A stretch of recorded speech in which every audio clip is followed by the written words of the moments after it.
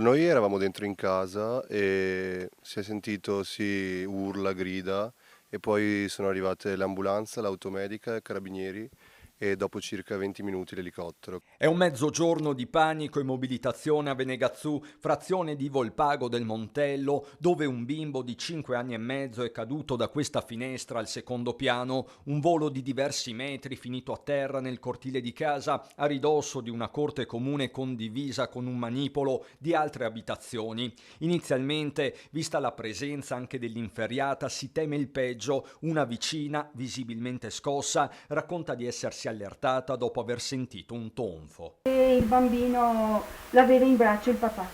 In casa, al piano terra, in salotto, oltre al padre c'è anche la mamma. Sono i primi a chiamare i soccorsi, che immediatamente arrivano sul posto, subito seguiti dai carabinieri. Sono minuti concitatissimi. Eravamo tutti molto turbati anche perché c'era gente in strada, non si riusciva a passare.